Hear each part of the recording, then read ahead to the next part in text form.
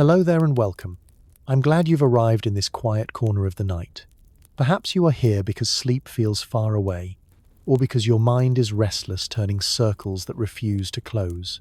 Or perhaps you are here simply for the comfort of company, the gentle flow of a voice, the calm rhythm of thought that asks nothing of you except to listen. Whatever the reason, you are here now, and that is enough. Tonight we begin a journey into a question that sounds almost playful, almost impossible, and yet one that carries weight the more we sit with it. What if Earth was only a test? Already your mind may react. A test for whom, for what purpose, who is giving it, and what happens if we fail? Questions bloom immediately like sparks in the dark. But do not worry, this is not an exam where you must hurry for answers.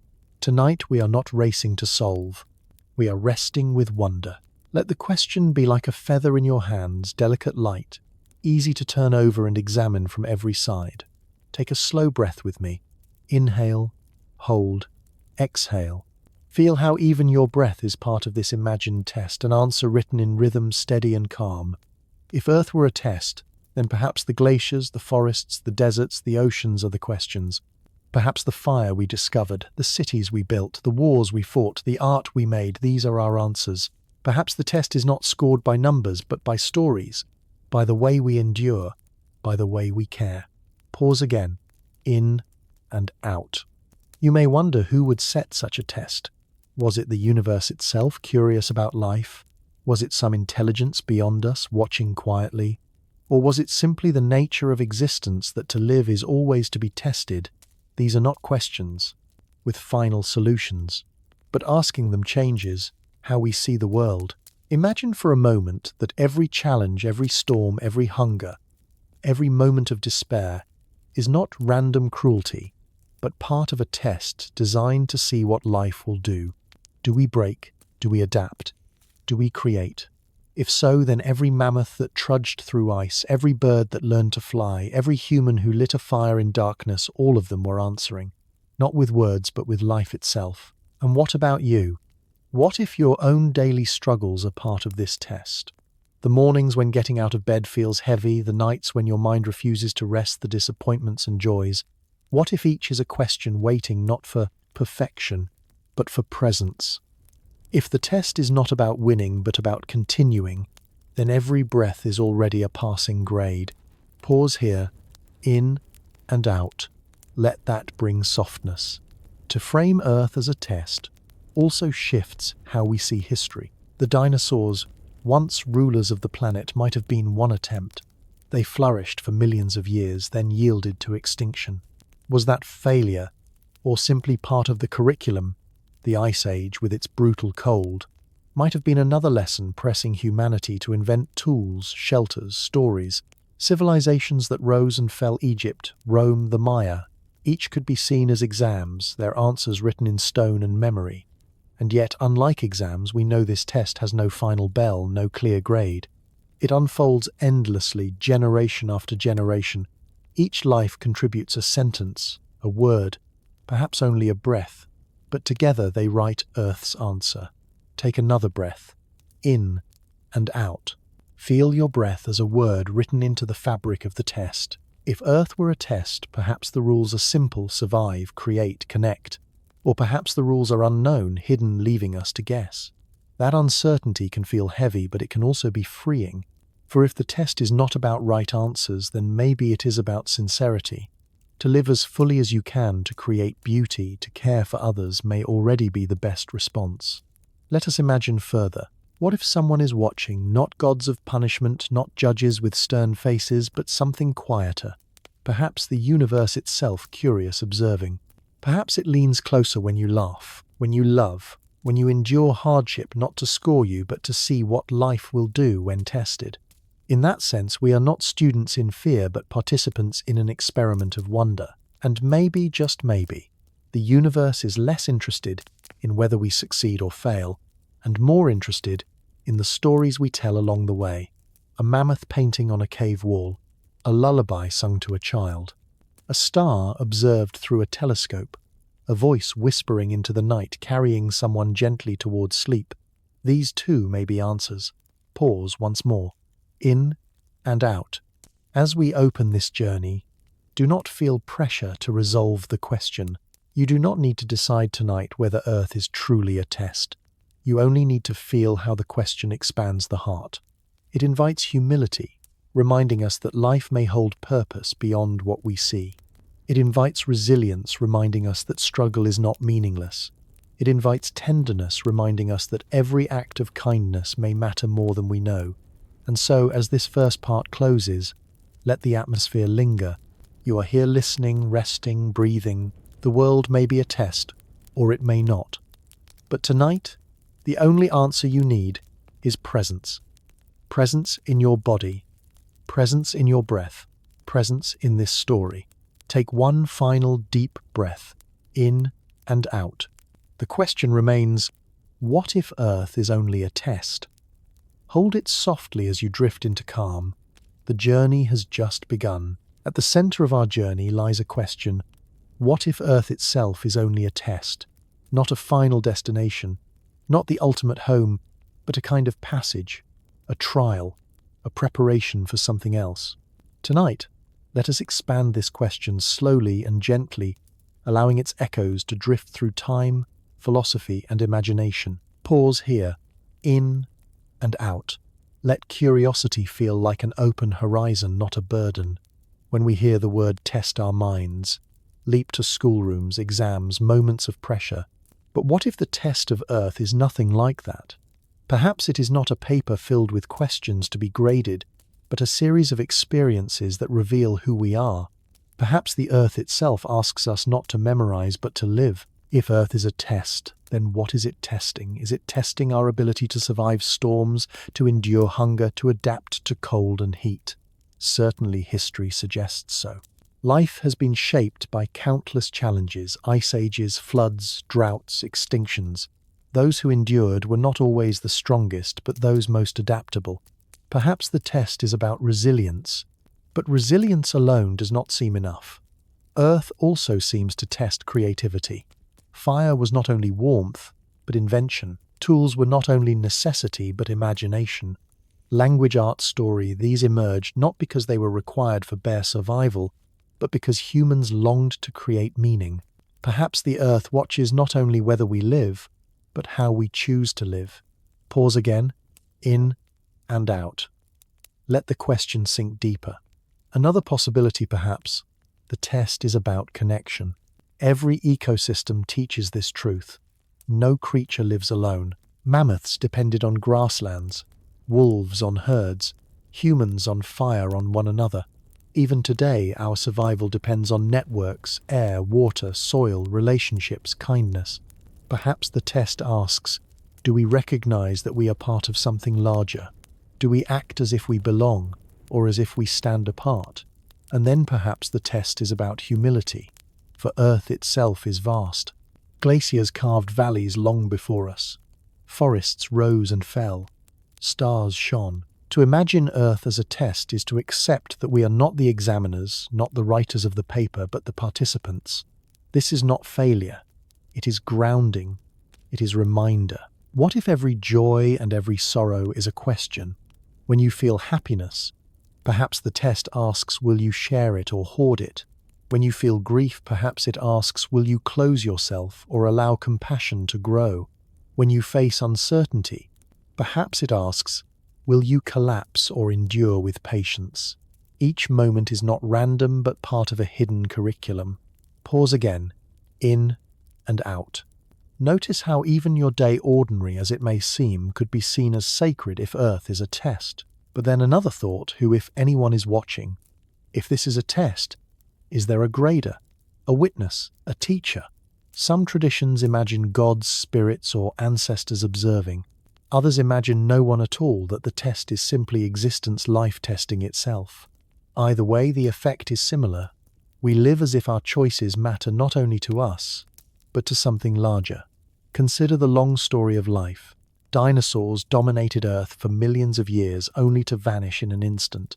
Was their age a failed test, or simply one part of the exam? The Ice Age challenged humanity, pressing us to adapt, to create community, to survive together. Did we pass by enduring? Or is the test ongoing, each generation adding answers of its own? The central question stretches endlessly. Is there ever a final score, or is the act of living itself the grade? Pause once more. In and out. Let mystery soothe rather than unsettle. There is another way to expand the question, perhaps. Earth is testing not only us, but itself. Perhaps every glacier, every storm, every species is part of Earth's own trial, its attempt to discover what it can become. Maybe the planet itself is learning, experimenting, evolving. We are not students in isolation, but participants in a larger examination of existence. And what if the test is not about success or failure at all? What if the test is about experience, about whether life can create, endure, feel, wonder? In that case, every breath, every sunrise, every song is already a perfect answer. There is no failure, only participation. Pause again, in and out. Feel how that possibility lightens the heart. The central question also invites personal reflection. Think of your own life. Have there been moments that felt like tests? A time of illness when you discovered strength you did not know you had. A time of loss when compassion deepened. A time of joy when gratitude overwhelmed. These too are part of the Earth's exam. You may not have chosen them, but how you lived them became your answer. And perhaps this is the gentlest expansion of all. If Earth is a test, then love itself may be the question and the answer. Do we learn to love others? Do we learn to love the planet that holds us? Do we learn to love ourselves, fragile and imperfect though we are? If so, then love may be the curriculum, the lesson, the grade. So we return again to the central question: what if Earth is only a test? We cannot know for certain.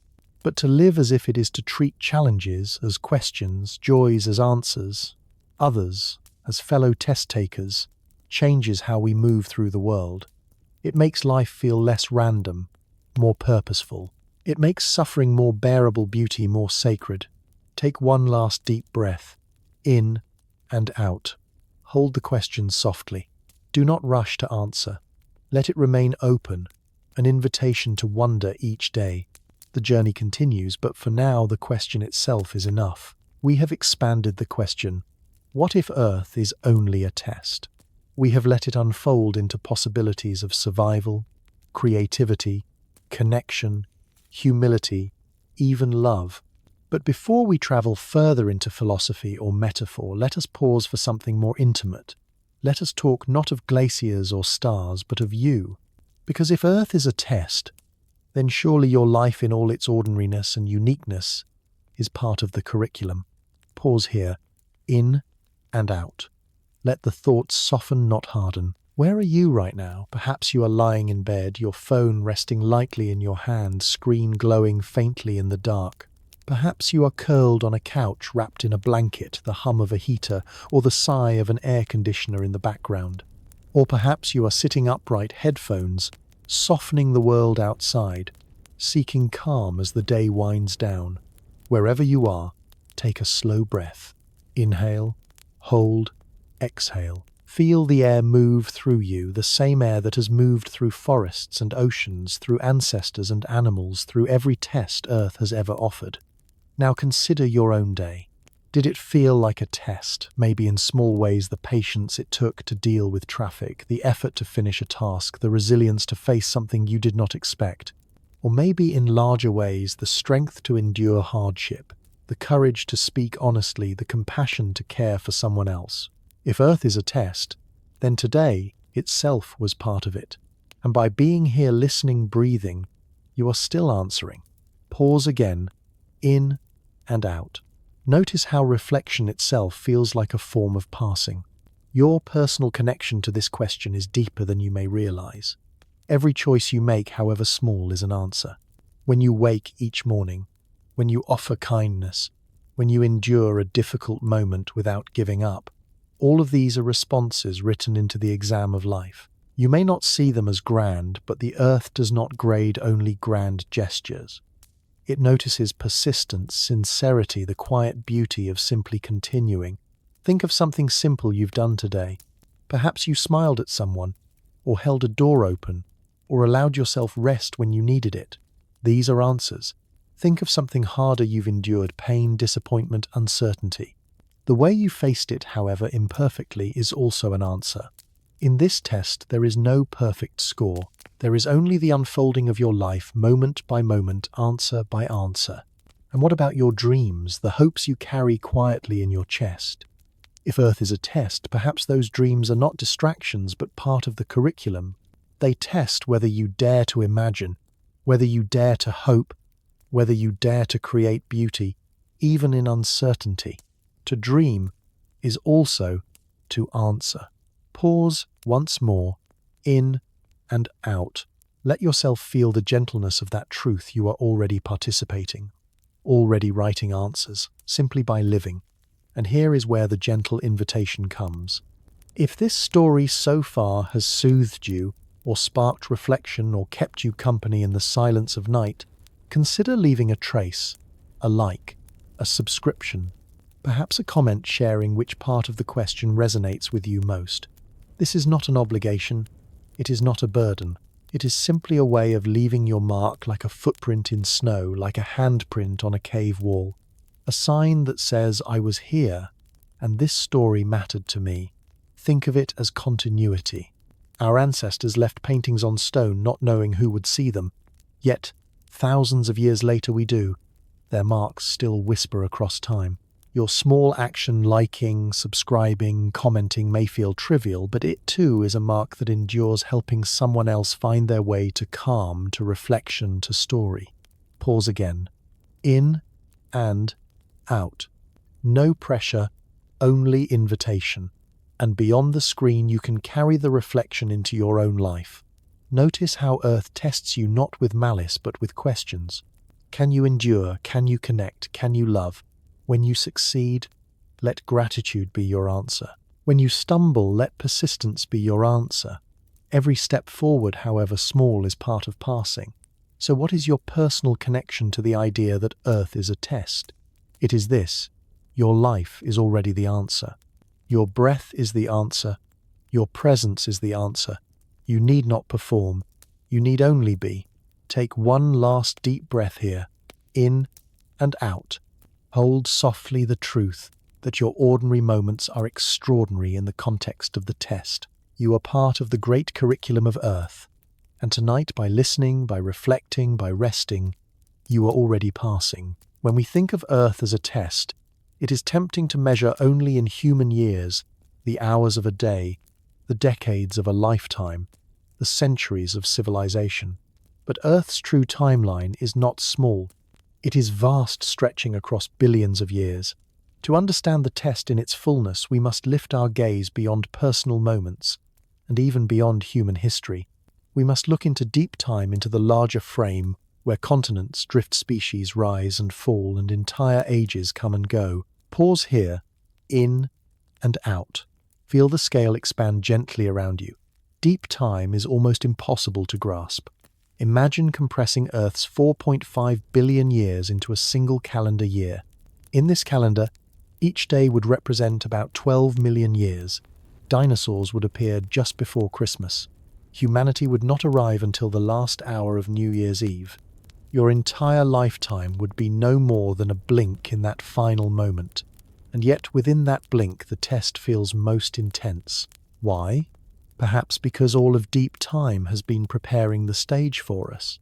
Glaciers carved valleys, rivers shaped plains, stars enriched the soil with elements from their deaths, all so that life, fragile and brief, could try to endure.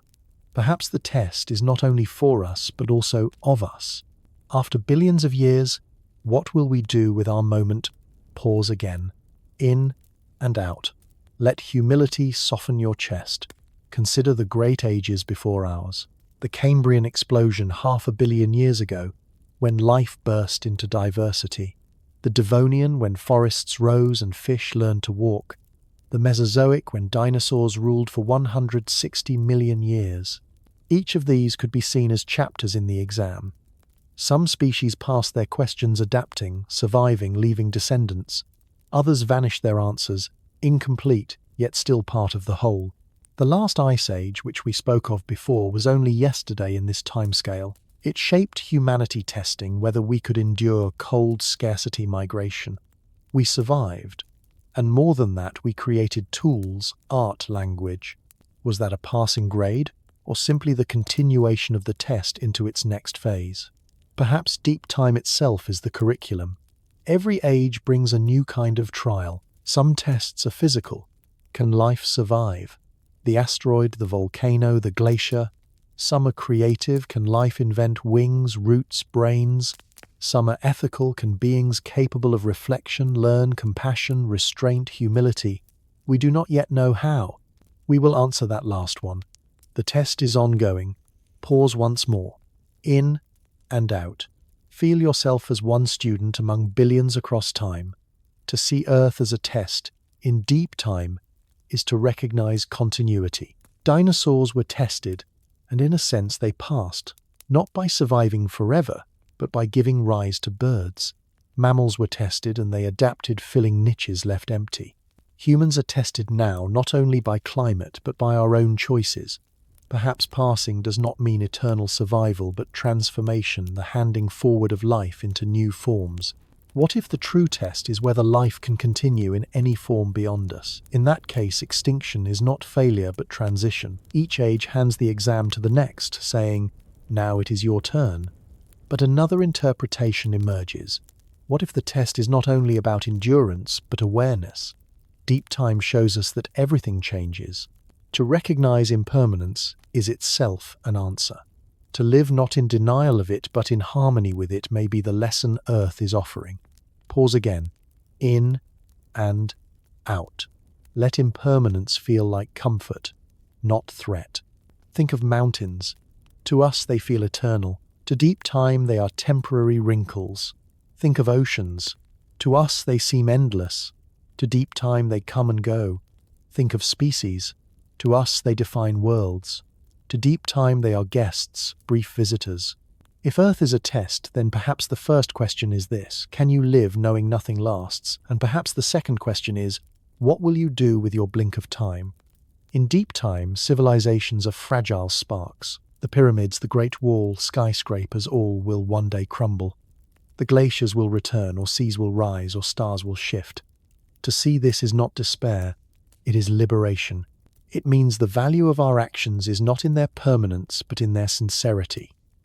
A handprint on a cave wall, a note of music, a kind word, all are answers, however brief. Pause once more. In and out. Deep time also humbles our view of failure. If Earth is a test, it is not one we can simply fail with one mistake. Life has faced catastrophes before: the asteroid that ended the dinosaurs, the volcanic winters, the ice ages. Each time life adapted. Each time the exam continued. We are part of that resilience. Even if humanity stumbles, life will continue. The test is larger than us. And yet perhaps the test is also intimate. It is not only about whether life endures on cosmic scales, but whether you endure through today. Whether you meet challenges with patience, whether you share kindness, whether you create meaning. The test is both vast and small, both deep time and your next breath. So what does the larger frame reveal? That the Earth's test is not a cruel trial set against us.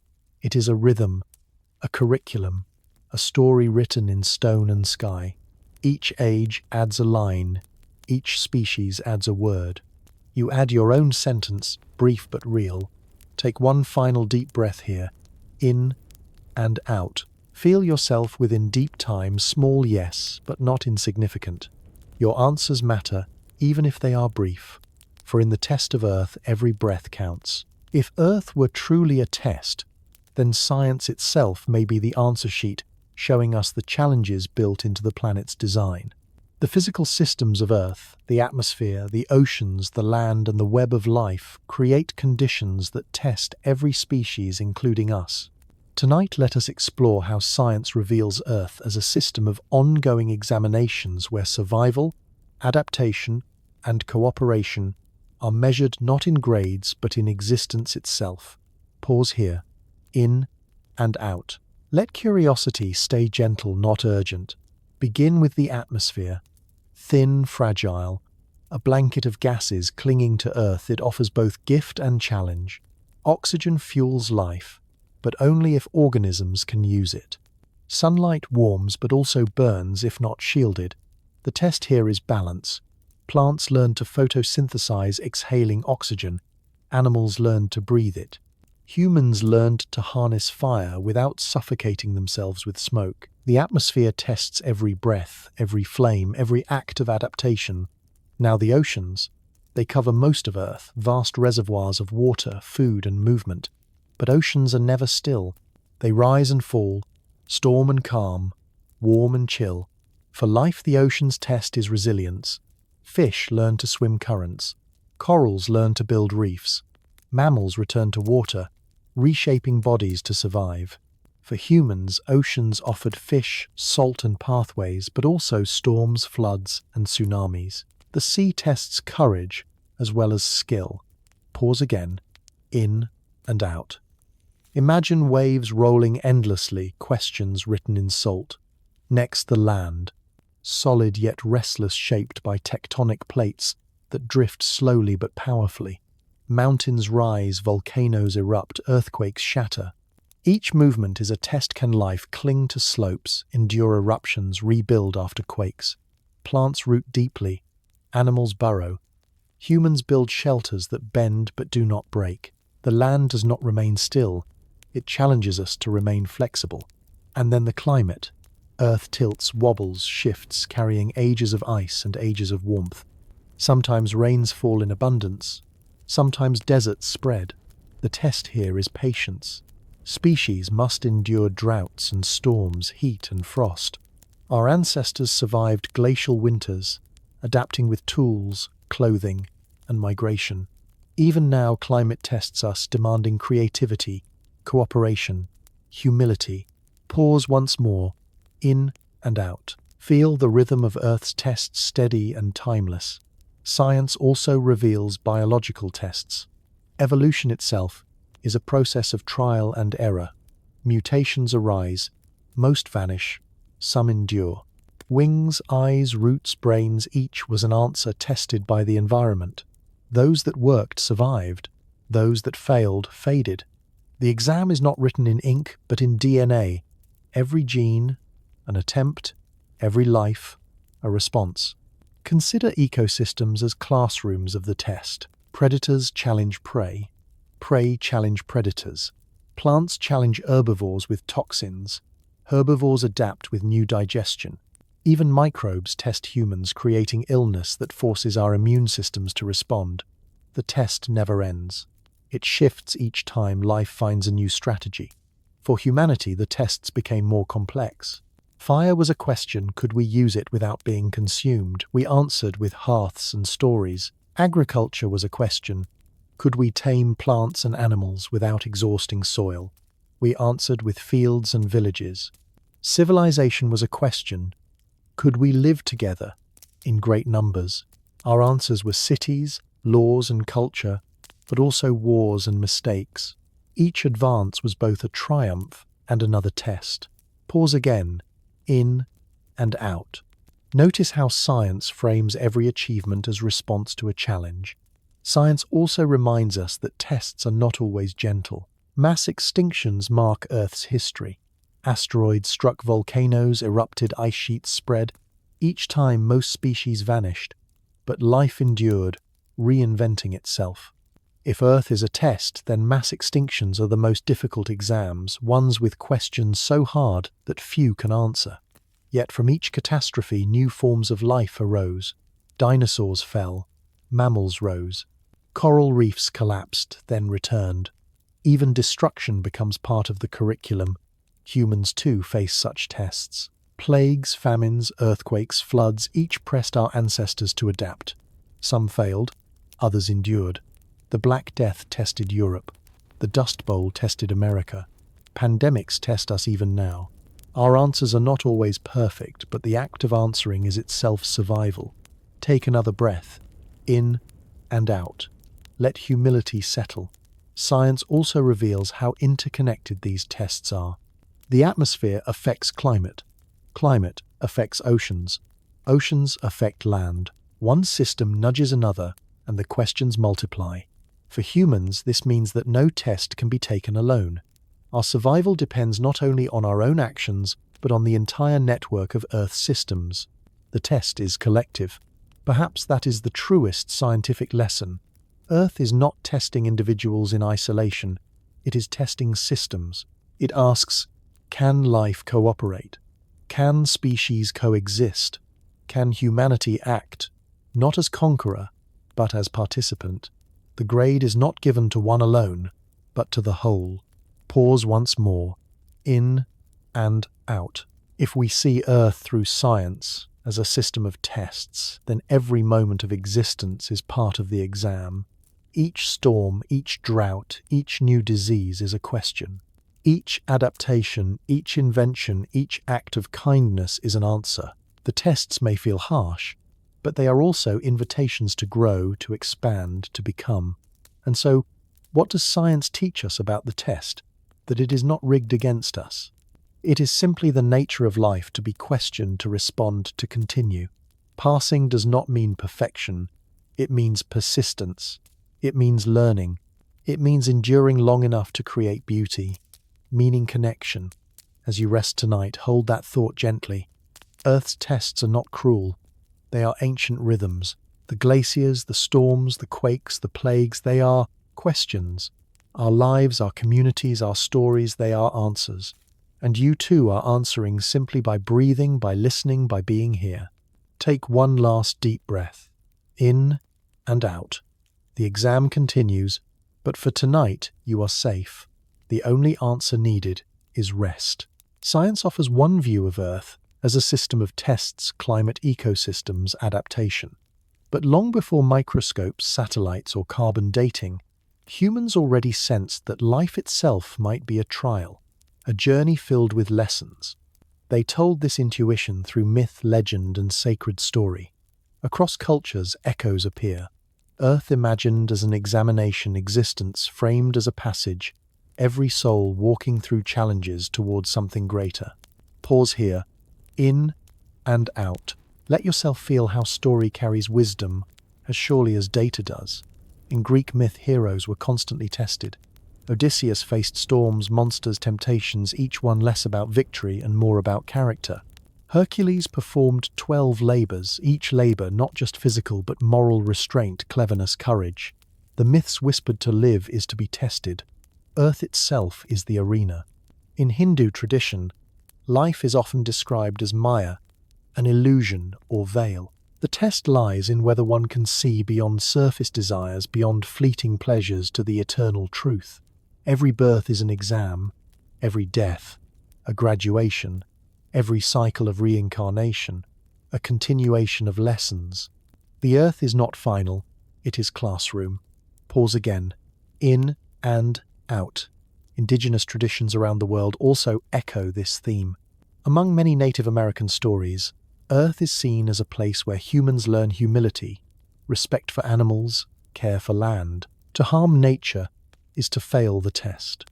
To live in balance is to pass.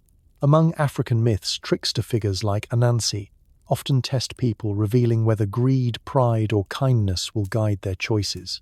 In this way, daily life itself becomes a series of moral questions. The Abrahamic religions, Judaism, Christianity, Islam, also frame life as test. In Genesis, Adam and Eve face a trial in the garden. Will they obey or disobey? In the story of Job, suffering is presented as a test of faith.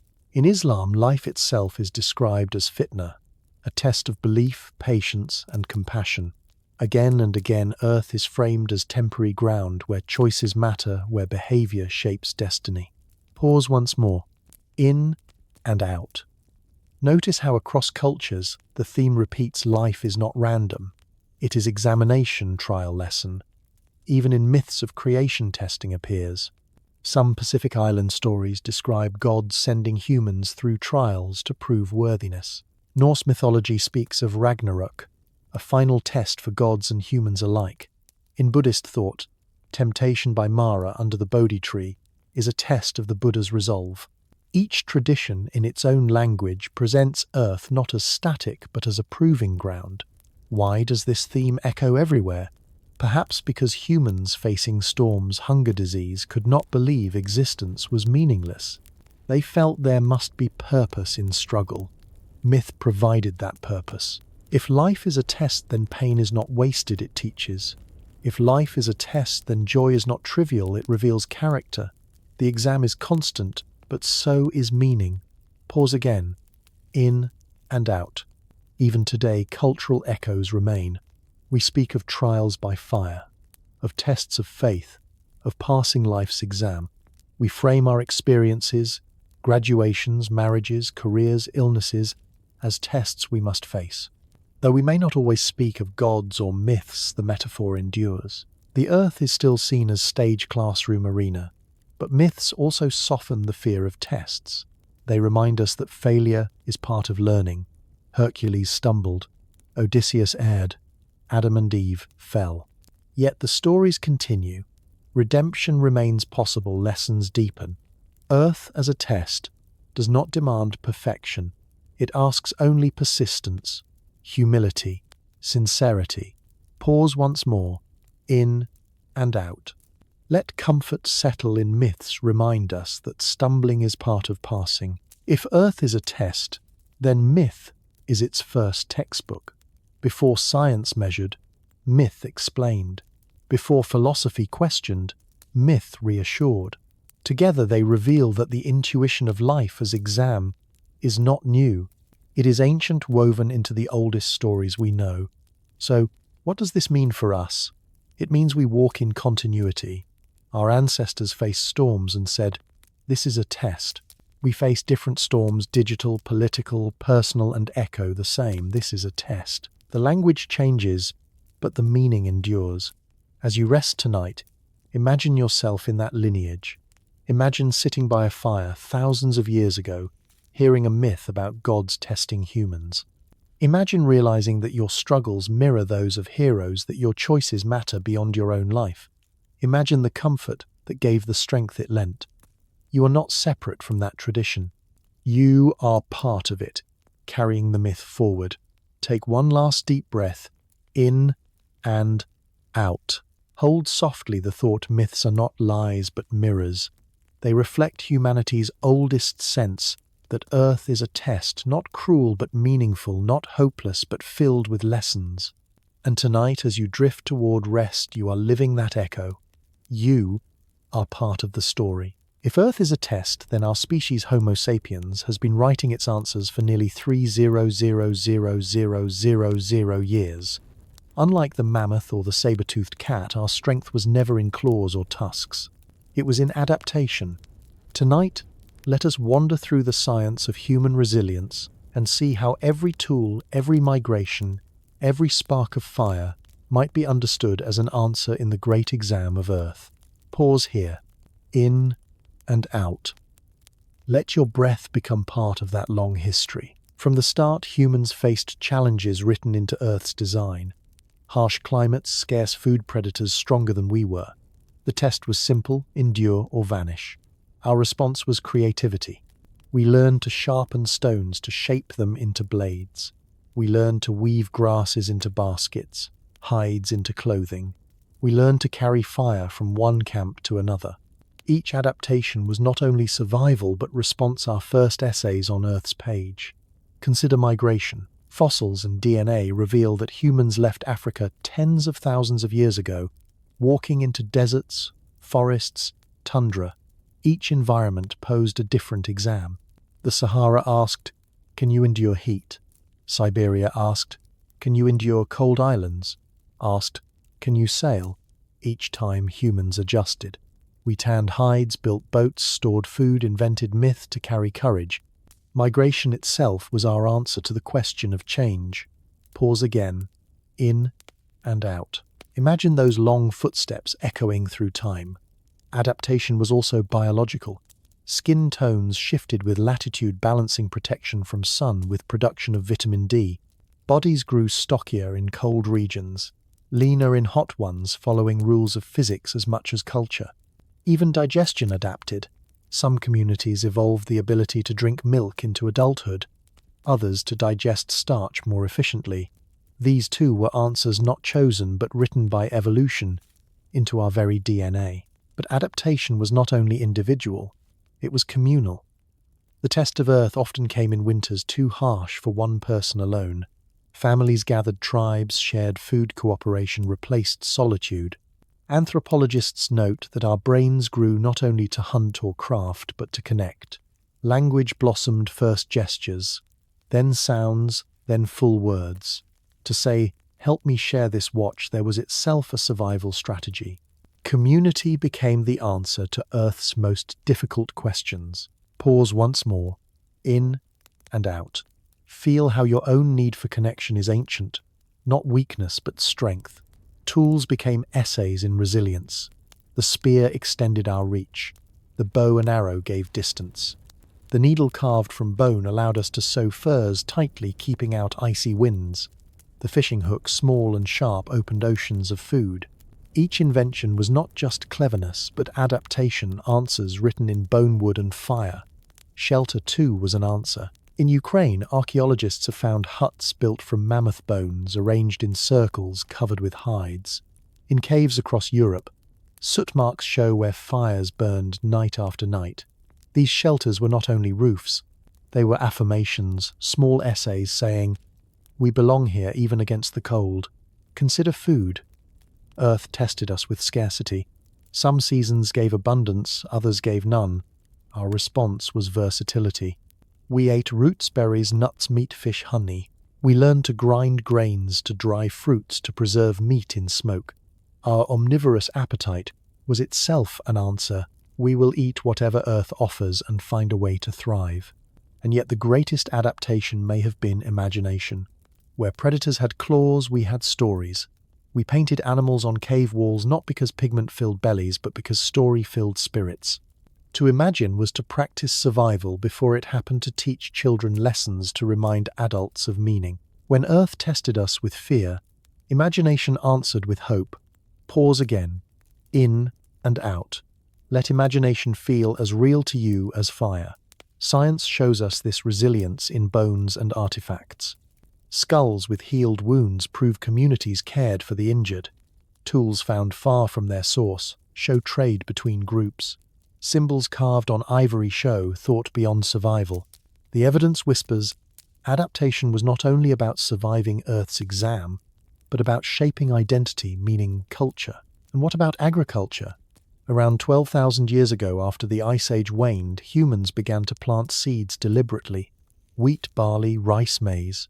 We domesticated animals, goats, sheep, cattle. Settlements grew, villages became cities. Some see this as our greatest answer, turning Earth's test of scarcity into abundance. But science also notes the cost, disease, spread, inequality, rose ecosystems strained. Was this a perfect answer or a flawed one? Perhaps both. In the exam of Earth, every answer has consequences. Pause once more. In and out. Notice how even mistakes are part of learning. Technology expanded our responses. Bronze replaced stone, iron replaced bronze. Writing replaced memory wheels, replaced footsteps. Ships replaced isolation. Each invention carried us further into the test, opening new questions. Can we live in great numbers without destroying balance? Can we wield power without falling to pride? These questions remain with us still. And yet, even now, our greatest adaptation remains the same as our ancestors' cooperation. Science shows that humans who share, who support, who form networks survive better than those who isolate. The exam continues, but the answers echo community, creativity, care. So if Earth is a test, science tells us this: humanity's answers are not perfection, they are persistence. We did not always succeed, but we continued. We endured droughts, plagues, winters, wars. We built shelters, sang songs, told stories, raised children. In every era, our adaptation was our response. As you rest tonight, hold that thought gently. You are part of this lineage of adaptation. Your breath carries DNA shaped by ice, and fire by hunger and hope. Your instincts, your imagination, your need for love, all are ancient answers still valid. still alive. Take one last deep breath, in and out. In the great exam of Earth, you are already participating. Your life itself is an answer. Fragile, resilient, sincere, and that is enough. Science can show us how life adapts, how species survive, how humans endure. But philosophy asks something deeper. What does it mean if Earth is a test? What are the implications for how we see ourselves, our struggles, and our place in the cosmos? Tonight, let us wander gently through these questions, not to solve them, but to rest within them. Pause here, in and out. Let philosophy feel like an open horizon, not a burden. If Earth is a test, then existence itself has purpose. Struggles are not random but meaningful. Every hardship, every joy, every loss is a question. How will you respond? Some respond with anger, others with compassion. Some with despair, others with hope. The meaning of the test lies not in eliminating hardship, but in shaping who we become through it. But what kind of test is it? Is it pass or fail? Or is it more like practice, less about scoring, more about growth? Philosophy suggests that if Earth is a test, it is not graded by perfection but by sincerity. To live truthfully, to try to care, even when failing, may be the true measure. Pause again, in and out. Another meaning lies in impermanence. If Earth is a test, then it is temporary. No exam lasts forever. Civilizations rise and fall. Mountains erode. Species vanish. Even stars burn out. To see Earth this way is to remember that our lives too are brief. But brevity does not mean emptiness. A test is valuable not because it lasts, but because of what it reveals in a short time. Perhaps our lives are the same. Consider also humility. If Earth is a test, then we are not its authors. We did not design the glaciers or the stars. We did not choose hunger or joy. We participate, but we do not control. This recognition can soften arrogance. It reminds us we are not rulers of Earth, but students of it, learning alongside every bird, tree, and storm. Pause once more, in and out. Let humility feel like grounding. Philosophy also asks who, if anyone, administers the test.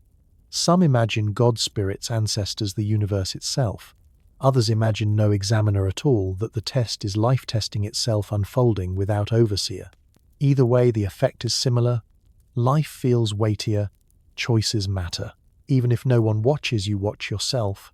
Even if no one judges, your own heart does. Another layer of meaning lies in love. If Earth is a test, perhaps the ultimate question is, can you love? Can you love others even when they hurt you? Can you love Earth even when it challenges you? Can you love yourself even in imperfection? Love may be the hidden answer key, thread that runs through every question. To endure without love may be survival, but to endure with love may be passing. Pause again, in and out. Let love itself be a kind of breath. Philosophy also explores failure. If Earth is a test, what happens when we stumble? Do we fail, or do mistakes become lessons? Many traditions teach that failure is not the end. In Buddhism, suffering becomes path to awakening. In Christianity, forgiveness redeems failure. In Stoicism, errors are chances to strengthen virtue.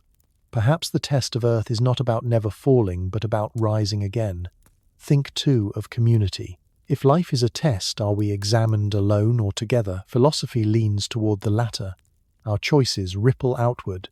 Our compassion, our cruelty, our inventions, our mistakes, these affect not only us but others.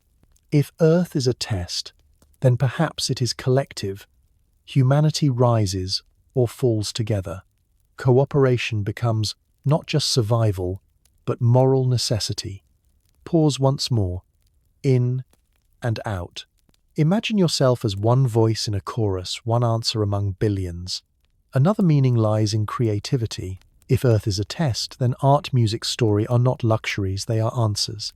Cave paintings, symphonies, novels, lullabies, all of them responses to existence. They say, I was here, I felt, I created. Perhaps beauty is itself a way of passing. And finally, philosophy reminds us of mystery. If Earth is a test, we do not know the full rules. We do not know the final outcome. We do not know the purpose beyond our sight. But mystery is not emptiness.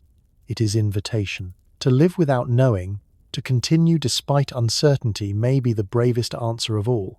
So what does it mean if Earth is a test? It means life is not trivial. Struggles are not meaningless. Choices matter. Love matters. Community matters. Creativity matters. It means our brief time here, though small in deep time, carries weight beyond measurement. Take one last deep breath, in and out.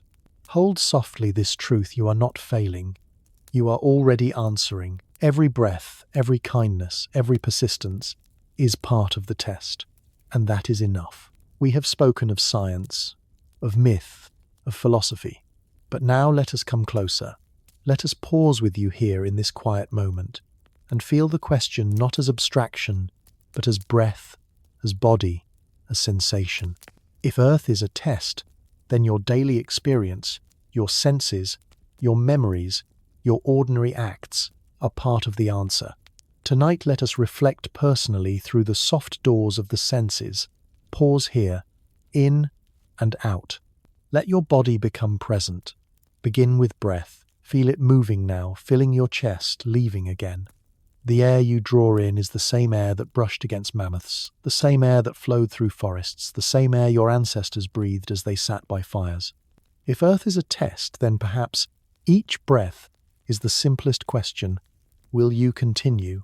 And every inhale, every exhale is your answer: yes. Now consider touch. The softness of your blanket, the firmness of the surface beneath you, the weight of your own body resting. These too are answers. For our ancestors' touch was survival warmth of furs, sharpness of stone, tools, roughness of bark. For you, touch is comfort grounding presence. Earth asks through sensation: will you notice? Will you belong in your body? Your answer is here. In every moment you feel the world. Pause again. In and out. Think of sound. Right now, perhaps you hear a hum, a fan, distant traffic, or only silence. Close your eyes and imagine Ice Age. Soundscapes, the crackle of fire, the howl of wolves, the call of birds, the murmur of voices in the dark. Sound is connection. If Earth is a test, it may ask, what do you hear? Do you listen only to noise, or do you hear meaning, rhythm, life? Your answer comes not only from speaking, but from listening. Now reflect on sight. Even now, even indoors, you may glimpse light a lamp, the glow of a screen, the shimmer of moonlight through a window. Imagine the stars our ancestors saw, so many more than we can see now. Imagine the green sweep of auroras. Imagine fire painting walls with shadows. If Earth is a test, perhaps light itself is the question. What will you see? Only danger, or also beauty? Your answer is in how your eyes rest on fear or on wonder. Pause once more, in and out. Let sight soften into memory. Taste also carries reflection. Think of a meal that comforted you: warm soup on a cold night, sweet fruit in summer bread breaking in your hands. For early humans, food was daily trial, scarcity testing, ingenuity, abundance testing, gratitude. If Earth is a test, then taste asks, will you consume only, or will you savor? Will you honor what sustains you? Every act of eating is an answer, sometimes rushed, sometimes reverent. And smell. Think of rain on soil, pine, in a forest, smoke from wood. These scents are ancient, unchanged across millennia. When you smell rain, you share a memory with ancestors sheltering from storms. When you smell pine, you share a memory with mammoths brushing against trees. If Earth is a test, then smell is the hidden question. Do you remember? Do you feel continuity with what came before your nose answers before your mind does? Pause again. In and out. Beyond the senses, reflection becomes story. Think of a hardship you endured, perhaps illness, loneliness, disappointment. Did it feel like a test? How did you respond? Did you collapse or continue? Did you find help or give it? That story is one of your answers. It is not perfect, but it is yours, and Earth records it quietly. Think also of joy. A laugh shared, a song sung, a small success. Did that too feel like a test? Sometimes joy asks more than sorrow. Can you receive it without fear? Can you share it without hoarding? Can you allow yourself to rest in it? To embrace joy is also to answer. Pause once more, in and out. Your senses, your memories, your small acts, they are personal reflections but also universal. Every human who ever lived answered through the same senses. They too breathed, touched, heard, saw, tasted, smelled. They too endured hardship and felt joy. When you reflect, you join their lineage. Your body is their continuation. And what does this mean if Earth is a test? It means you are not failing.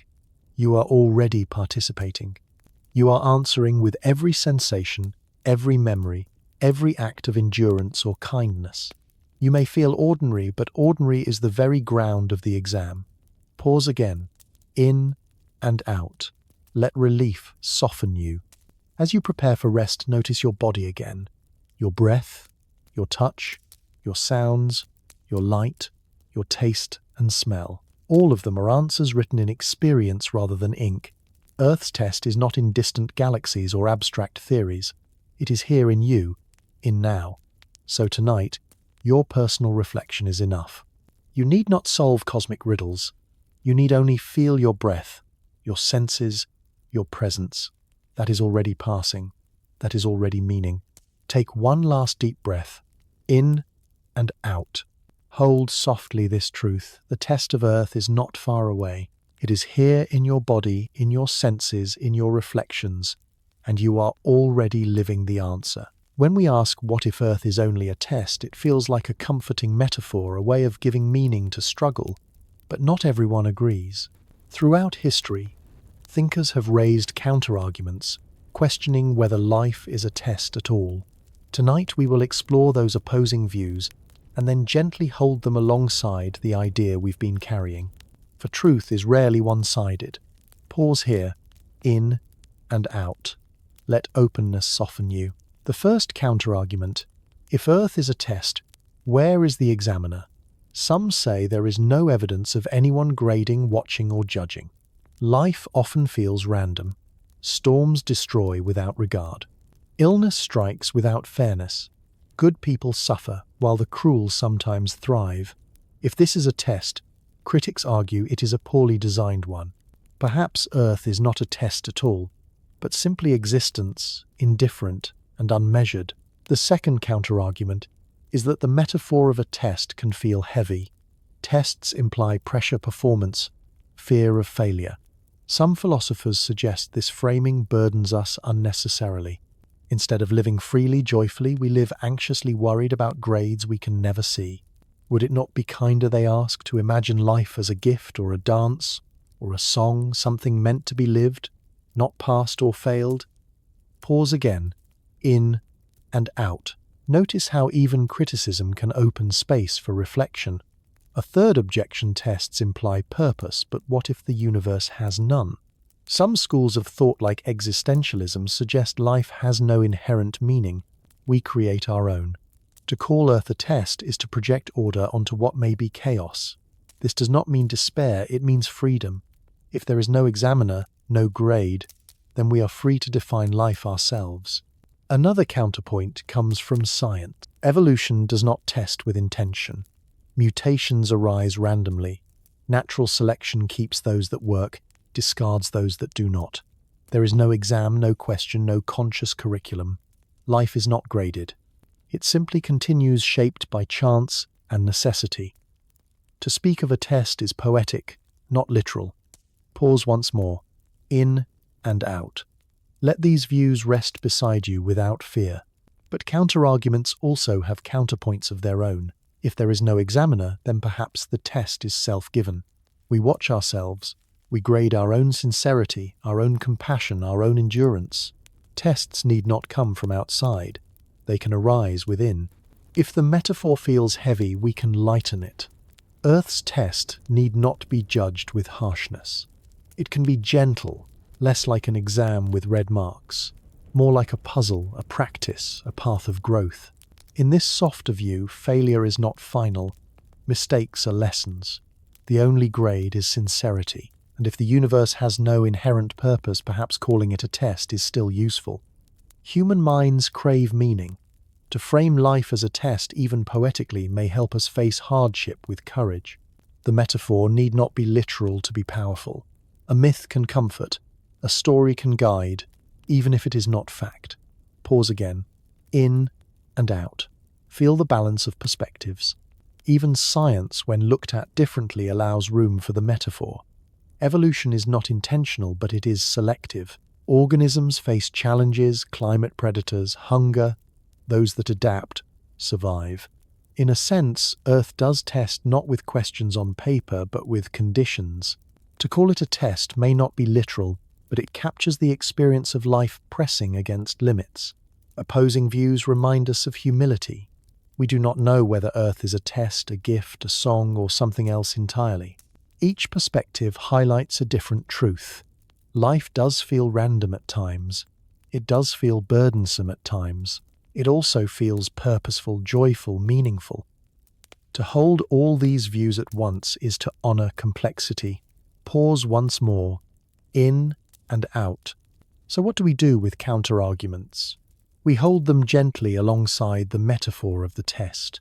We allow them to remind us not to cling too tightly to one image. Earth may not be a test, or it may be one of many metaphors, test, gift, dance, song.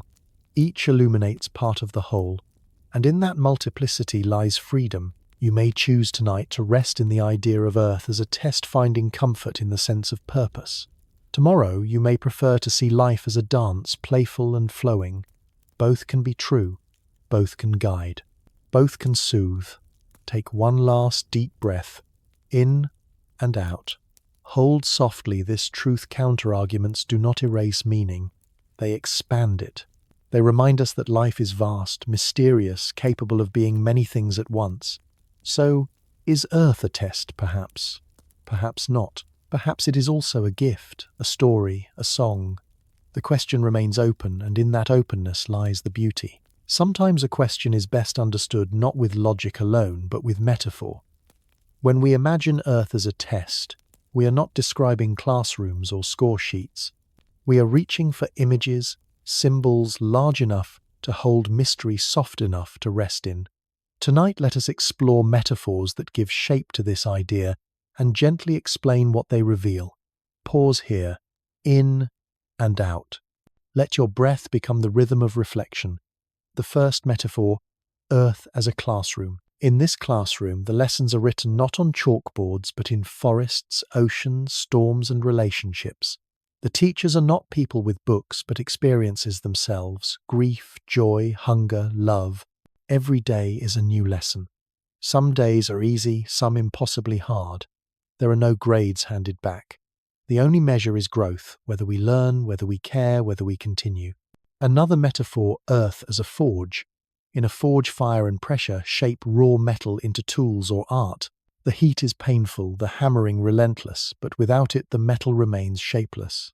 Perhaps Earth tests us not to destroy, but to shape us, to turn fragility into resilience, selfishness into compassion, ignorance into wisdom. Fire is harsh, but it creates strength. Pause again, in and out. A third metaphor, Earth as a journey through a labyrinth. We walk paths that twist and turn, sometimes doubling back, sometimes ending abruptly. We face choices at every fork. There is no clear map, no perfect route. The test is not whether we reach the center quickly, but whether we walk with patience, whether we notice beauty along the way, whether we help others lost in the maze. The labyrinth teaches humility. We cannot see the whole, but we can take the next step. Another image, Earth as a mirror. Every challenge reflects something back to us. Illness shows our fragility. Success shows our pride. Love shows our capacity for connection. Anger shows our need for patience. In this metaphor, the test is not outside at all. It is within. Life reflects who we are asking us to see, to accept, to grow. Pause once more, in and out. Let the mirror image soften you. There is also the metaphor of Earth as a stage. Each of us is an actor stepping into a role. Some roles are joyful, some tragic, some brief, some long. The test lies not in controlling the play, but in performing with sincerity. We cannot choose all the lines, but we can choose how to deliver them. When the curtain falls, what matters is not applause, but honesty in the role we played. Or perhaps Earth is a garden. The soil is rich, but it requires tending. Weeds of greed, anger, neglect can choke the growth. Acts of kindness, patience, care are seeds that bloom. The test is not whether the garden is perfect, but whether we tend it with love. Some seasons will fail, others will flourish. Both are part of the curriculum. Pause again. In and out. Imagine yourself walking slowly through such a garden. Now let us gently explain what these metaphors reveal. Each suggests that life is more than random. Each points to growth, resilience, humility, care. The classroom reminds us that hardship can teach. The forge reminds us that pain can shape. The labyrinth reminds us that uncertainty is normal. The mirror reminds us to look within. The stage reminds us to live sincerely. The garden reminds us to nurture. Together, these images soften the fear of test. They show that the exam of Earth is not about judgment but transformation. Not about right answers but about presence. Not about winning but about becoming. Pause once more. In and out. Metaphors also remind us that the test is shared. In the classroom we sit beside others. In the forge we are tempered together. In the labyrinth we meet fellow travellers. On the stage we act with partners. In the garden we tend side by side. Earth's exam is collective. Passing is not about individual triumph, but about how we learn, endure, and love together. Even failure takes new meaning through metaphor. To stumble in the classroom is to learn. To crack in the forge is to be reshaped. To get lost in the labyrinth is to practice patience. To falter on stage is to improvise. To neglect the garden is to remember the importance of care. Failure is not final. It is folded into the lesson. Pause again. In and out. Let that truth lighten your chest. If Earth is a test, then metaphors are study guides, not of facts, but of meaning. They help us carry mystery without fear. They remind us that life's exam is not about a final grade, but about how we live each question. As you rest tonight, choose the metaphor that soothes you most. Is Earth your classroom, your forge, your labyrinth, your mirror, your stage, your garden? Whichever image feels right is enough. It will hold you, guide you, remind you that you are not failing. You are already participating, already answering, already part of the story. Take one last deep breath. In and out. Hold the metaphor gently. Let it accompany you into dream, where lessons continue quietly, where answers are written not in ink, but in rest. To feel the idea more deeply, let us step into imagination again. This time, not the bright energy of morning or the steady rhythm of the day, but the quiet of night when the world slows, shadows stretch and thoughts deepen. Imagine yourself at the edge of night, facing the test not as abstraction but as lived experience. Pause here. In and out. Let the night settle around you. Picture yourself standing outside, far from cities where the sky is clear. Above you stars scatter like diamonds. The moon hangs low silver and calm. Around you is silence, soft wind in grass, perhaps the rustle of an animal in distance, but mostly stillness. You are alone, yet not lonely. The night itself feels like presence, like a vast teacher watching quietly. The test begins in the darkness. Can you rest in it without fear? Can you see beauty in what is hidden, not only in what is lit? Many before you have faced this same question. Our ancestors gathered around fires, looked at the same stars. They wondered if the darkness was full of danger, or of spirits, or of peace. Their stories were their answers. Tonight your stillness is yours. Pause again. In and out. The second question arrives with memory. As you stand in night, your mind recalls the day, moments of joy, moments of mistake. Perhaps you spoke with kindness. Perhaps you were impatient. Perhaps you finished a task. Perhaps you left something undone. The test is not whether you achieved perfection, but whether you can face your own memory with honesty. Can you accept your answers even when they are imperfect? Can you allow yourself to learn to try again tomorrow? The night asks for reflection, not judgment. The third question is surrender. Night invites you to let go. The stars remind you of vastness, the earth beneath reminds you of grounding. Can you release control, trusting that sleep will carry you, that dawn will return? This surrender is not failure. It is the deepest answer. To let go is to admit you are part of something larger, that you need not hold everything alone. Pause once more, in and out. Let go at least a little as you breathe. Now imagine yourself walking from the open field toward a small fire. Around it sit others, travelers, ancestors, fellow students in Earth's exam. They do not speak loudly. They sit in quiet, sharing warmth. One pokes the fire, another offers food, another simply gazes upward. You join them and immediately you feel lighter. The test is not solitary. It is communal. To sit together is itself a passing grade. One of them begins a story. It is not about glory or conquest, but about endurance, about a journey through snow, about hunger, shared, about laughter found in hardship. The story reminds you that the exam is not new. Others have faced it. Others have answered. Others have stumbled and risen again.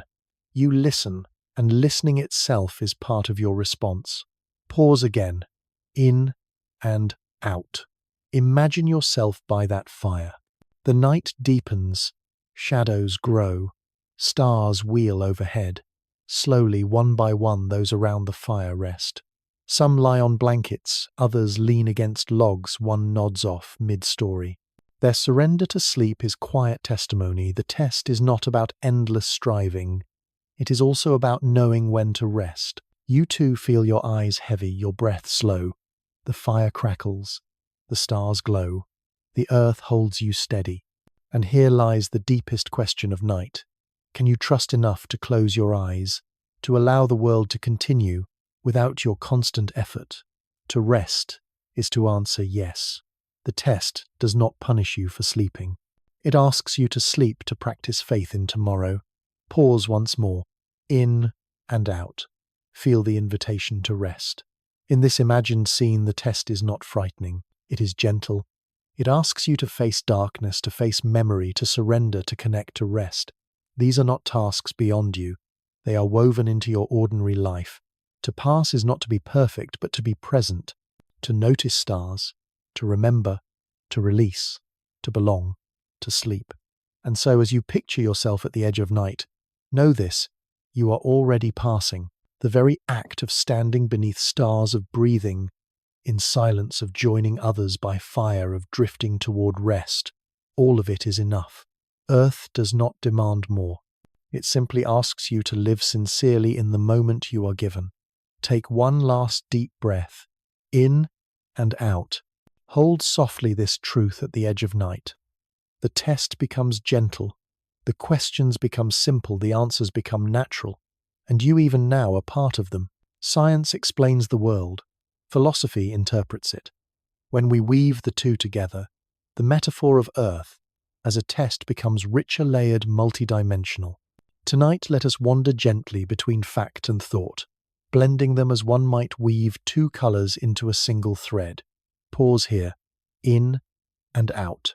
Begin with science. It tells us that Earth formed 4.5 billion years ago, a sphere of molten rock cooling slowly, oceans condensing, continents shifting. It tells us that life arose in seas, single cells multiplying, learning to breathe, oxygen learning to capture sunlight. It tells us that species have appeared and vanished in cycles, that 99% of all creatures that ever lived are now extinct. The evidence is written in fossils, in DNA, in layers of rock. Philosophy steps in and asks, what does this mean? If Earth is a test, then deep time is its exam hall, vast and patient. Extinction is not merely loss, but question. Can life continue in new forms? Evolution is not just change, but challenge. Will new answers emerge when old ones fade? Every fossil is both scientific record and philosophical essay, an ancient answer preserved in stone. Pause again. In and out. Science shows us human evolution. It traces our DNA back to Africa, to small bands of hunters who endured drought and migration. It maps how we spread across the globe, adapted to tundra and desert, invented tools, painted caves, raised crops. It shows us bones with healed fractures, proof that communities cared for the injured. It shows us burials with flowers and beads, proof that meaning mattered. Philosophy asks if Earth is a test. What were we being asked? Perhaps survival was only the first question. Perhaps the deeper test was, can you care for each other? Can you create beauty even when you suffer? Can you see beyond survival into love, art, memory? The science of archaeology reveals the artifacts. Philosophy reveals the lessons. Pause once more. In and out. Science measures climate. It explains ice ages caused by shifts in orbit and tilt. It measures carbon dioxide levels, showing how warmth and cold rise in cycles. It warns us of present change, human-driven, rapid and dangerous. It offers data models, predictions. Philosophy asks if Earth is a test, then climate is part of the exam. The question is not only whether we can endure, but whether we can learn responsibility. We now alter the very conditions that once shaped us. The exam has shifted. Earth asks us, will you continue as takers or will you learn to be caretakers? Will you use your knowledge for destruction or for balance? Science gives the warning. Philosophy interprets the meaning. Pause again. In and out. Even daily science invites reflection. Biology shows us that every breath exchanges carbon dioxide for oxygen, that plants and animals depend on each other. Chemistry shows us that water is universal solvent, shaping cells and rivers alike. Physics shows us that gravity holds us to Earth steady and invisible. Philosophy listens and says, if Earth is a test, perhaps the questions are written into the very fabric of these systems. Breath asks, will you live in awareness of connection? Water asks, will you flow or resist? Gravity asks, will you recognize that you are held always? In this weaving, science provides the fact, philosophy, the metaphor, together forming meaning. Pause once more. In and out. Some may argue the test is an illusion, that science proves randomness rules. And yet philosophy counters, even randomness tests us. If the universe is chance, then our response, whether we despair or create meaning, becomes the answer. Science shows probability. Philosophy asks, how will you live knowing life is fragile? Together they prevent extremes. Science alone can feel cold numbers without soul. Philosophy alone can feel unmoored questions without anchor. Woven, they create balance. Science grounds philosophy. Philosophy warms science. Earth as test becomes not fantasy, not reduction, but harmony of knowledge and wonder. Pause again. In and out. Think of fire. Science explains combustion, oxygen, feeding flame, carbon, releasing energy. Philosophy interprets fire as meaning warmth, community, light in darkness. Together they reveal that the test of fire was both technical and spiritual. Could we control it without being consumed? Could we use it to cook and gather, but also to create story and ritual? Fire's exam was passed not in labs or temples alone, but in both. Think of the stars. Science says they are spheres of plasma fusing hydrogen into helium, burning for billions of years. Philosophy says they are signs, ancestors, symbols of eternity. Together, they show that Earth's test was both to understand their nature and to feel awe at their beauty. Knowledge without wonder is hollow. Wonder without knowledge is fleeting. Together they endure. Pause once more. In and out. So what does it mean to interweave science and philosophy in the metaphor of Earth as test? It means seeing every fact as both data and lesson. Fossils are bones and essays. Climate is chemistry and morality. Fire is physics and meaning. Stars are plasma and poetry. To live fully is to answer both dimensions, to honor both truth and wonder. As you rest tonight, imagine yourself weaving these threads. In one hand, science, fossils, DNA, atoms, stars. In the other, philosophy, questions, meanings, metaphors, awe. You bring them together thread by thread, forming a cloth strong enough to hold the mystery of life. You wrap it around, you warm and steady. That is the synthesis. Take one last deep breath. In and out. Hold softly this truth: the test of Earth is not solved by science alone, nor by philosophy alone. It is answered in the weaving knowledge and meaning fact and wonder together. And you are already part of that weave. We have wandered through many ideas: science, myth, philosophy, imagination. Each has opened the question wider. What if Earth is only a test? But before we continue into deeper explorations, let us pause. Just as every exam includes moments of rest between questions, so too should our journey allow stillness. Tonight, let us use this pause as guided relaxation, a chance to breathe, to rest, to soften, and to remember that even in stillness you are answering. Pause here, in and out. Feel the air settle gently in your chest. Begin by noticing where you are. The surface beneath you, soft bed, couch, or chair, holds your weight completely. You do not have to hold yourself up. You are supported as surely as Earth supports mountains, forests, oceans. Let your body sink a little deeper, trusting the ground beneath you. Now notice your breath. Inhale slowly through your nose. Hold.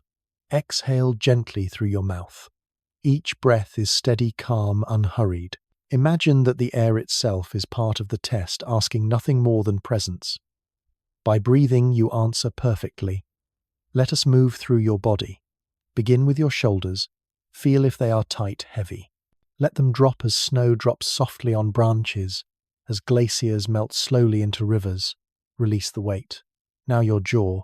Notice if it clenches. Part your lips slightly loosening as if sighing. Imagine ancestors at night, jaws relaxing after long days of hunting, resting by fire. Their release is your release. Pause again. In and out. Bring attention to your hands. They may be curled, restless, fidgeting. Place them gently on your lap or beside you. Feel warmth rise in them, as if holding a small ember. Imagine these embers are your answers, quiet, steady, glowing without effort. Now your chest. Feel it rise and fall. With each inhale, imagine drawing in calm. With each exhale, imagine releasing tension like smoke, drifting upward, disappearing into night sky. Your legs now. Heavy, steady, grounded. Picture roots extending from them, sinking into Earth's soil, anchoring you. Just as trees endure storms through their roots, so too do you endure by grounding yourself here. Finally, your feet. Notice their stillness. Imagine warmth spreading upward from them through calves, thighs, torso, arms, neck, until your whole body glows softly like fire seen through skin. You are warmth, you are calm, you are steady. Pause once more. In and out. Now, add imagery. Picture yourself lying inside a shelter, perhaps a cave, perhaps a hut of wood and hides. Outside the night is cold, but inside it is warm. A fire glows sparks, lifting gently, vanishing into darkness. Around you others rest, their breathing slow and deep. The world outside may be harsh, but here in this circle of warmth you are safe. The test continues, yes, but it does not demand your wakefulness every moment. Rest itself is an answer. To sleep is to trust that dawn will return, that life will continue. Passing this test does not mean endless effort. It means knowing when to release.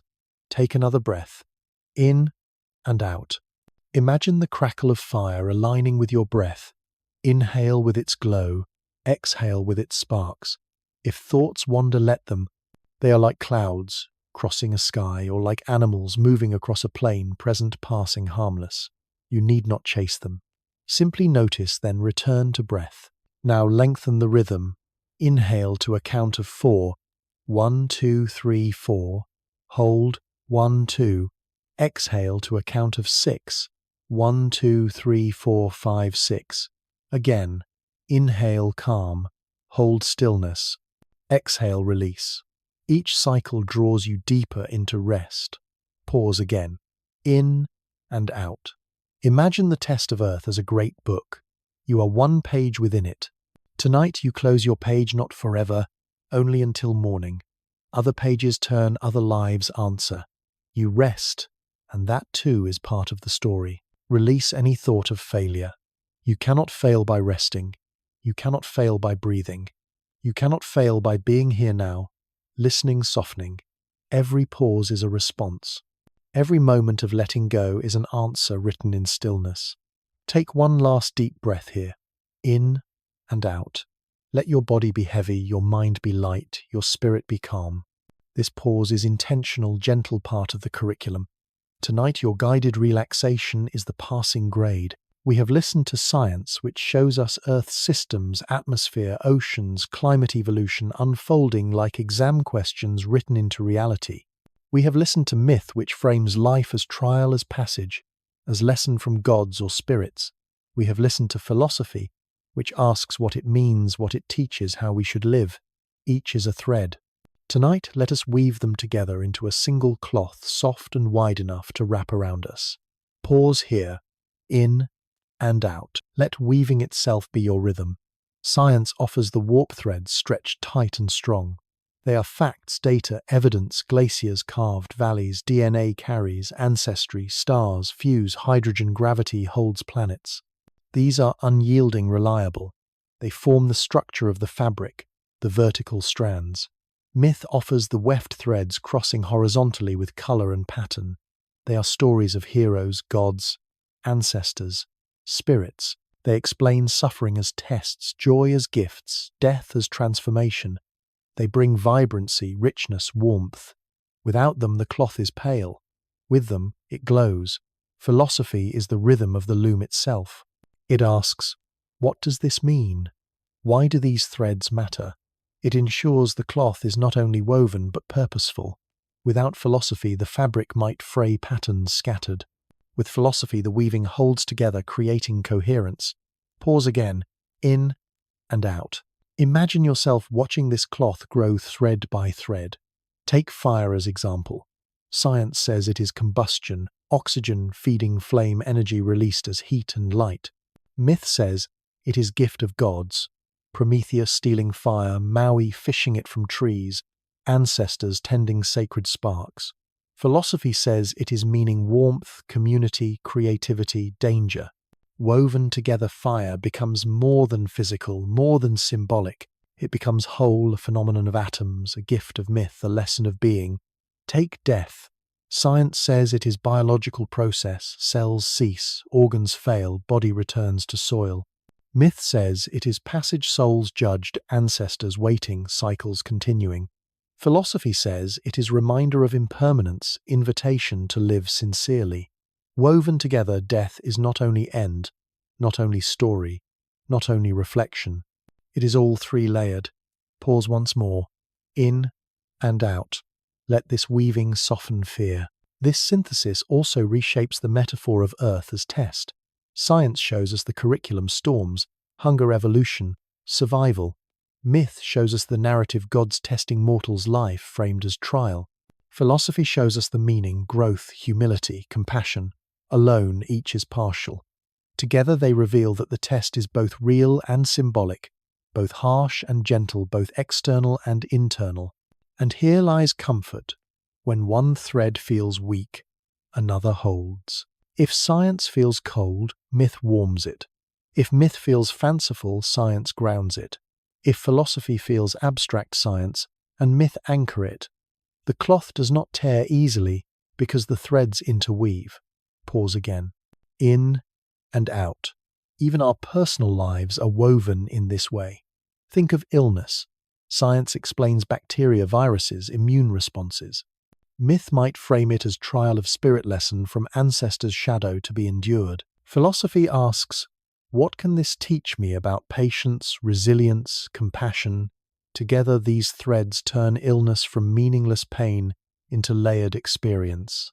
Think of joy. Science explains dopamine, endorphins, neural pathways lighting up. Myth frames joy as blessing, a gift from gods, a moment of divine presence. Philosophy asks, how do I honor this joy? How do I share it? Woven together, joy becomes not only chemical, not only gift, not only reflection, but all three richer than any alone. Pause once more, in and out. Soft synthesis is not about forcing agreement. It is about allowing differences to coexist, about letting each perspective add dimension. Earth as test may not be literal, Science might resist the metaphor, but myth embraces it, philosophy interprets it, and science itself still describes trials of survival. Together, they form harmony. The lesson of synthesis is humility. No single view captures all. Facts without story feel dry. Story without fact feels hollow. Reflection without either floats away. Only in weaving do we find strength, warmth, meaning. So what does this cloth look like? Imagine it draped around your shoulders. It is thick with science, patterned with myth, bound with philosophy.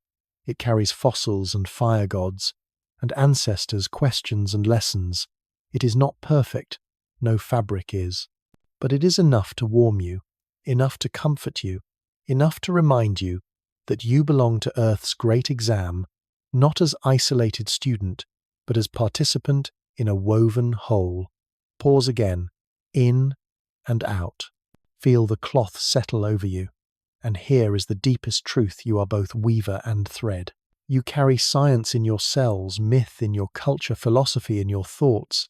You weave them daily when you explain, when you tell stories, when you reflect.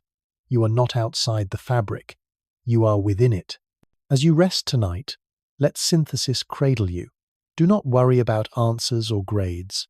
Simply allow the threads, fact, story, reflection to intertwine. Trust that the fabric will hold as it always has.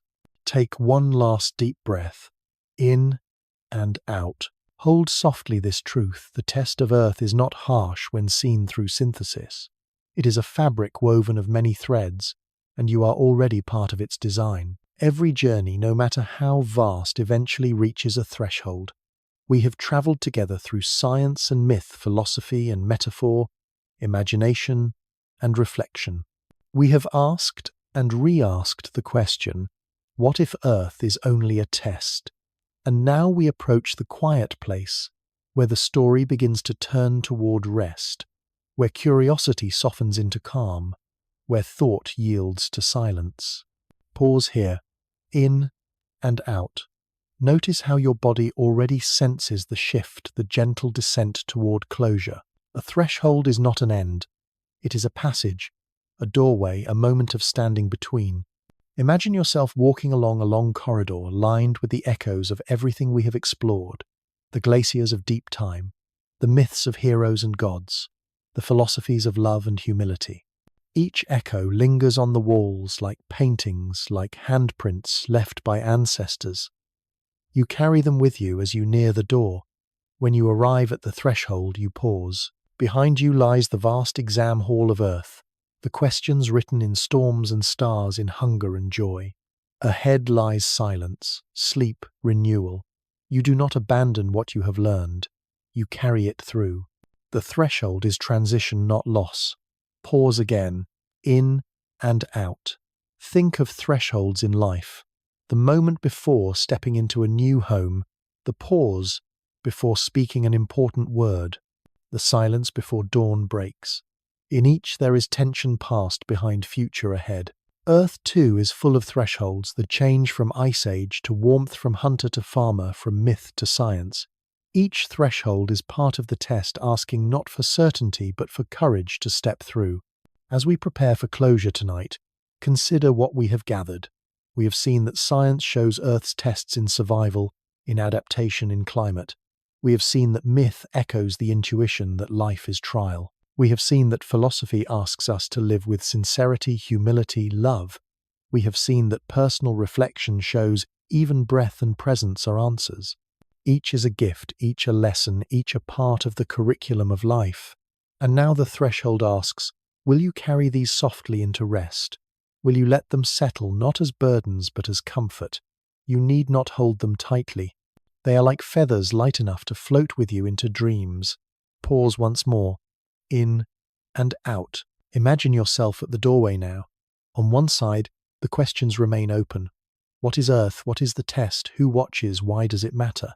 On the other side, quiet awaits sleep, dream, renewal. To step across is not to abandon the questions but to let them rest with you. They will wait patiently, ready for you when you return. The threshold is gentle. It does not demand. It invites.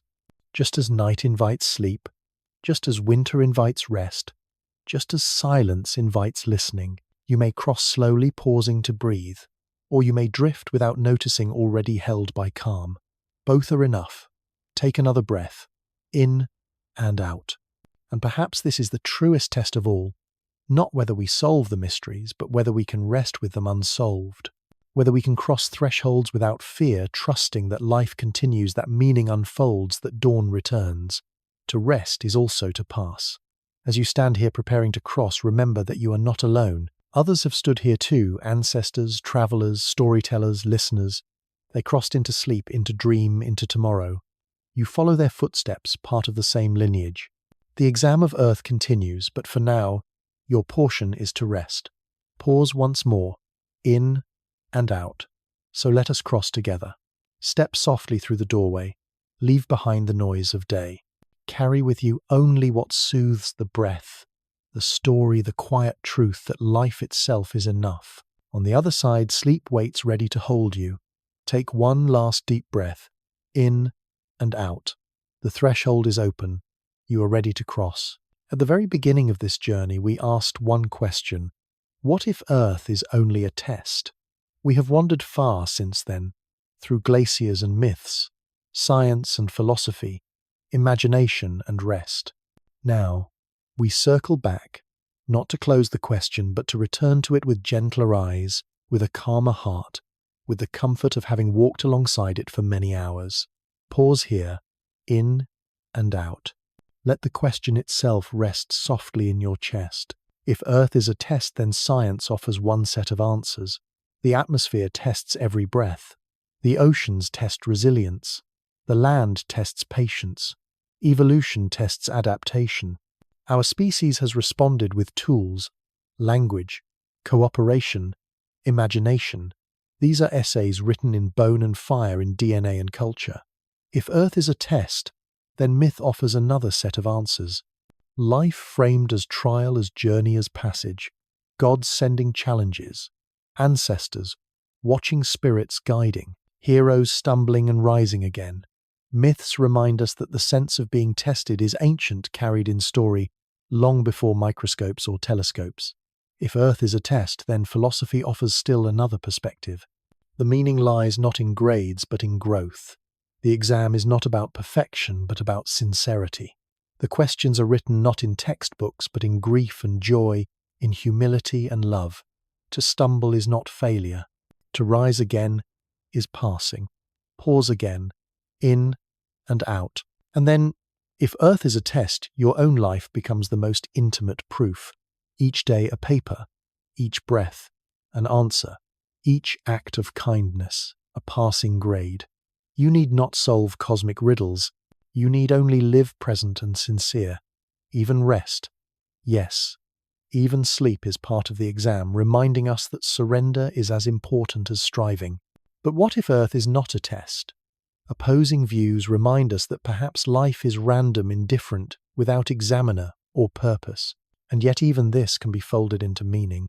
For if existence is without inherent test, then our response, creating love, creating beauty, creating community, becomes our self-chosen answer. The question remains powerful even if no one is grading. Pause once more, in and out. Let openness soothe you. So we return. What if Earth is only a test? The answer is not yes or no. The answer is the journey itself. To ask the question is to open space for wonder. To live with the question is to soften suffering into lesson, joy into gift, presence into answer. The test may not be literal, it may not be final, but as a metaphor, as a lens, it offers comfort. And perhaps this is the beauty. The question need not close. It can remain open, like the night sky, like the sea, like the breath that never ends, but continues. One inhale, one exhale, endlessly repeating. The central question is less about resolution, more about rhythm. Less about solving, more about living. Pause again. In and out. So tonight, hold the question gently. Earth may be a test, or it may be a garden, a song, a gift, a dream. Perhaps it is all of these at once. You need not decide. You need only walk with the question, letting it guide you toward humility, compassion, and rest. As you drift into sleep, imagine the question like a lantern. It does not blind you with harsh light. It glows, softly illuminating just enough for the next step. You carry it with you into dreams, into tomorrow, into the ongoing journey of being alive. Take one last deep breath, in and out. The question remains. The journey continues. And you, even now, are part of the answer. As we near the quiet close of our journey, one last invitation arises, not to solve, not to struggle, but to reflect. Because if Earth is a test, then reflection itself may be the answer sheet, not written in ink, but in awareness. Tonight, let us linger here gently and consider what this story means for you, for me, for all of us listening together across distance. Pause here, in and out. Think of the images that have stayed with you. Was it the mammoths walking across frozen plains? Was it the myths of gods testing mortals? Was it the thought of each breath as an answer? Whatever image lingers, it is yours to keep a small ember glowing softly. Reflection means holding that ember not tightly but with care. What if you right now thought of your own life as a test? Not in harshness but in tenderness. What if today's challenges were questions, not punishments? What if your patience, your kindness, your endurance, even your rest were all answers? This shift of view is powerful. It turns struggle into meaning, joy into gratitude, daily life into significance. Pause again, in and out. And here is the gentle call to action. If this story has soothed you or stirred wonder or simply kept you company in the silence of night, consider leaving a trace, a like, a subscription. Perhaps a comment sharing what part of the question resonated most with you. These small gestures are not obligations. They are footprints in snow, handprints on cave walls, marks of presence saying I was here. This mattered to me. Imagine it as continuity. Our ancestors left carvings, paintings, symbols, not knowing who would see them. And yet here we are, thousands of years later, touched by their marks. Your trace may feel small, but it echoes, guiding others to find calm, to find reflection, to feel less alone.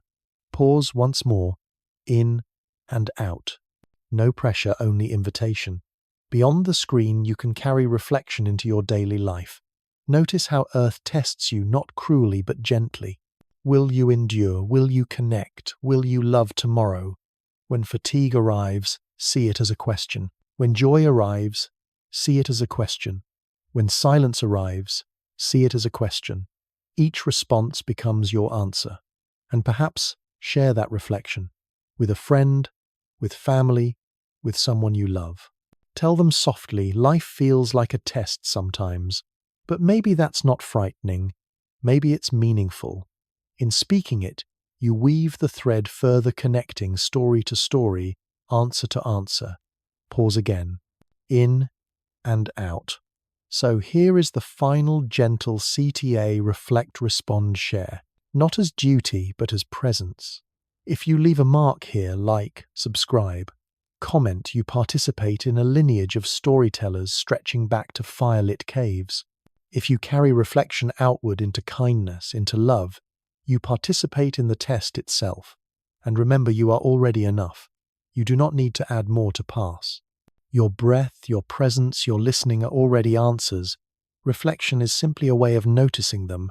Take one last deep breath, in and out. Hold softly this truth. Earth may be a test, but the questions are not beyond you. They are within you. And you are already answering. So reflect gently. Mark your presence if you wish. Carry the ember forward. That is all the action needed. Every story must eventually rest. Every journey reaches a quiet place where footsteps slow, where voices soften, where the final page of the chapter closes gently.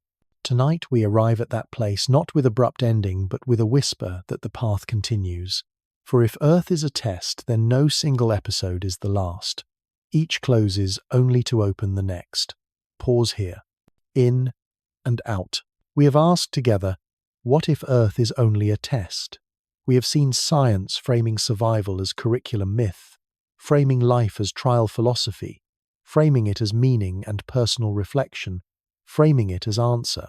We have wandered through imagined nights, through metaphors of forges and classrooms, through thresholds of sleep, and now as we rest, the story turns forward toward what may come next.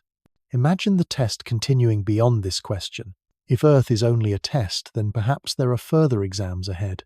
What if this planet is the preparation and somewhere else, the stars, the galaxies, is the next stage? What if everything we learn here, humility, endurance, love, is practice for journeys we cannot yet imagine? Pause again. In and out. Let the possibility feel vast but gentle. Or perhaps the next journey is not cosmic but historical. The Ice Age ended, and humanity stepped into agriculture civilization cities. Each era was a new exam asking new questions. Our present, too, is a test climate shifting technology, rising cultures colliding. The teaser for the next chapter is simple. What questions is Earth asking us now, and how will we answer? There are many doors forward. Perhaps the next journey will ask, what if Earth was designed a question about intention, about blueprint, about whether the test itself was crafted by some intelligence? Perhaps it will ask, could Earth be alive, a conscious entity, a question about whether the examiner is the planet itself breathing aware? Perhaps it will ask, what if we are not the first civilization, a question about whether others took this test long before their answers hidden in stone and myth. Pause once more. In and out. Notice how each teaser is not closure but invitation. The truth is, the next journey may be any of these. The story of Earth is endless, full of mysteries waiting in the dark. Each question is another lantern glowing faintly ahead. When one dims, another flickers on. We walk from light to light, never holding the whole path, but always seeing just enough for the next step. And so the gentle teaser is this tonight. We asked if Earth is a test. Tomorrow we may ask if it is a design or a living being or a stage in a larger cosmic exam. Each question expands the fabric. Each story deepens the mystery. Pause again. In and out. But you need not rush. The teaser is patient. The next journey will wait. For now, your task is only to rest, to let curiosity soften into calm, to let story dissolve into dream. The lantern for tomorrow will glow when you return. Tonight, the only answer needed is sleep. As you drift, imagine yourself closing a book. The cover is soft. The page is still warm with story. You place it gently beside you, knowing you will open another soon. The story does not end. It pauses like breath between inhale and exhale. Take one last deep breath, in and out. Hold softly this truth. Earth may be a test, but it is also a story unfolding chapter by chapter. This was one chapter.